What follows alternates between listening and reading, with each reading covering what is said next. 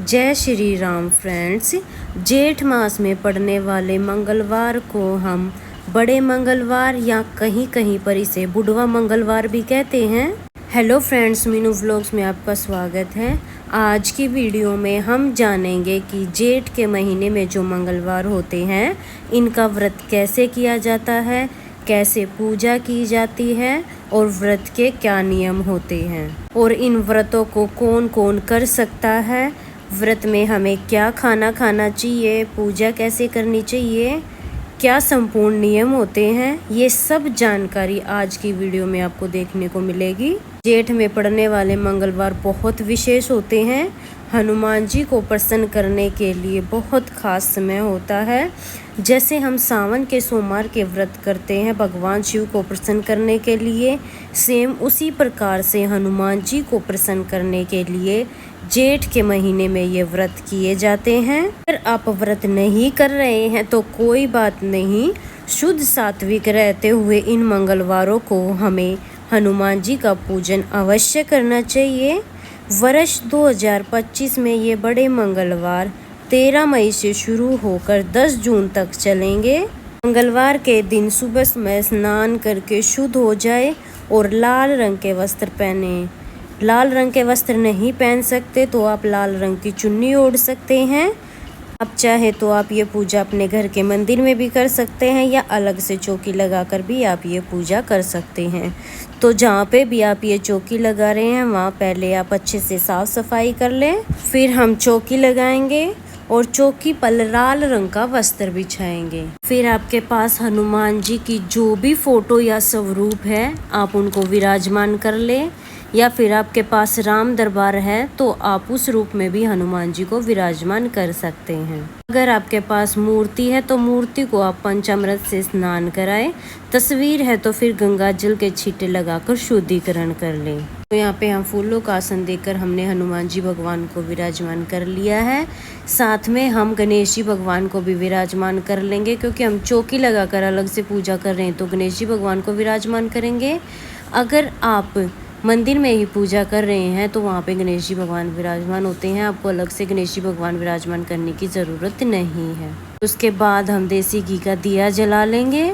हनुमान जी के साथ साथ श्री रामचंद्र का भी पूजन किया जाता है। मेरे पास जो तस्वीर है उसमें श्री रामचंद्र जी भी हैं। अगर आपकी तस्वीर में श्री रामचंद्र जी नहीं है तो आप अलग से विराजमान कर लें। इसके साथ ही आपको कलश की स्थापना करने की जरूरत नहीं होती है।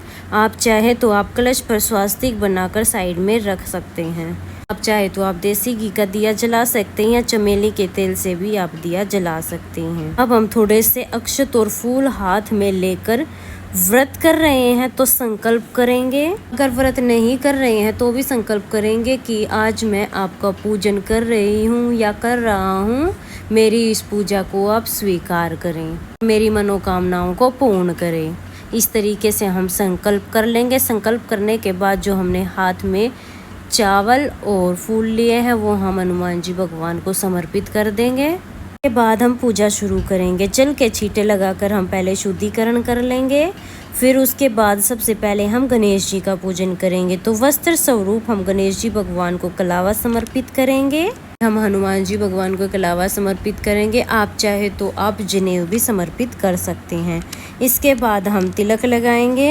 हम रोली से तिलक लगाएंगे, चंदन से तिलक करेंगे। उसके बाद हनुमान जी का ऑरेंज कलर का सिंदूर आता है, ये सिंदूर आप चढ़ाएं। अब मैं आपको बताती हूँ ये व्रत कौन कर सकता है। स्त्री पुरुष बच्चे सभी ये व्रत कर सकते हैं। बस स्त्रियाँ जो होती हैं वो जो है चोला नहीं चढ़ाती हैं, चोला पुरुष चढ़ाते हैं। तो इसके बाद हम फूल समर्पित करेंगे। आपको गुलाब के फूल मिल जाए तो आप गुलाब के फूल समर्पित करें, नहीं तो आप कोई भी फूल समर्पित कर सकते हैं।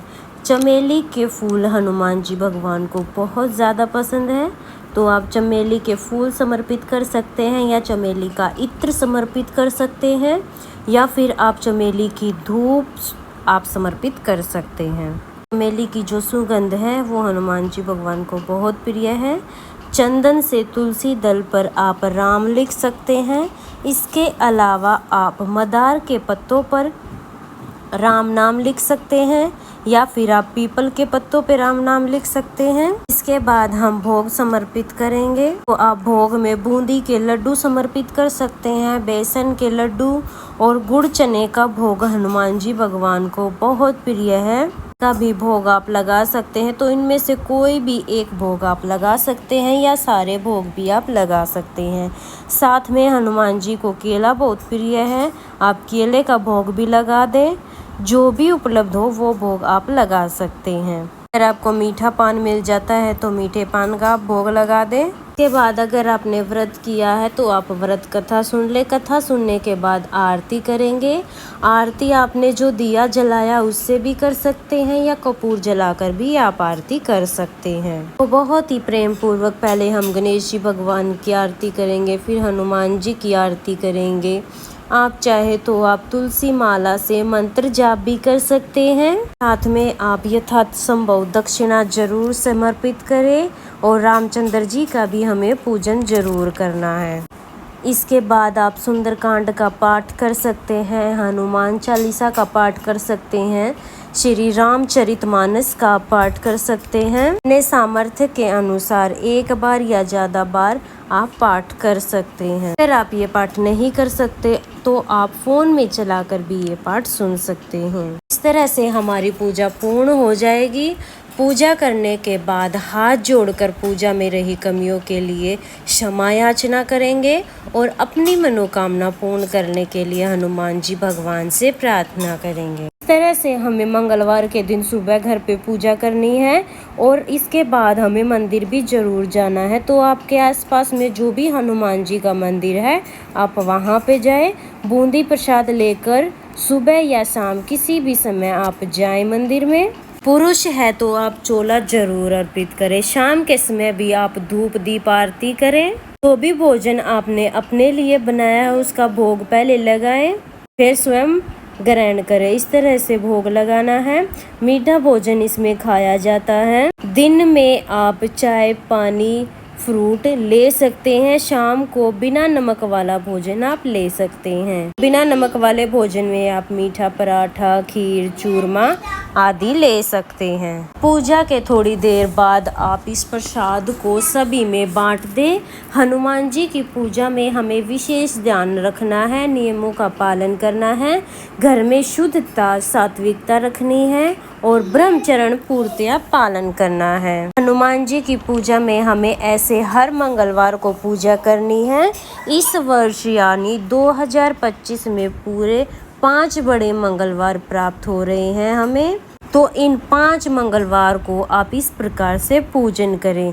5वें मंगलवार को उद्यापन किया जाता है। उद्यापन की वीडियो आपको मेरे चैनल पर मिल जाएगी, आप वहां से देख लेना। और मंगलवार व्रत कथा की वीडियो भी आपको मेरे चैनल पर मिल जाएगी, आप वहां से सुन लेना। तो बिल्कुल सिंपल तरीके से बड़े मंगलवार को पूजन किया जाता है। अगर ये वीडियो आपको पसंद आई हो तो वीडियो को लाइक कर देना। और हम महिलाएं घर में तीज त्योहार पूजा पाठ कैसे करती हैं ये देखने के लिए मेरे चैनल को सब्सक्राइब कर लेना। वीडियो देखने के लिए बहुत बहुत धन्यवाद। जय श्री राम, जय बजरंग बली।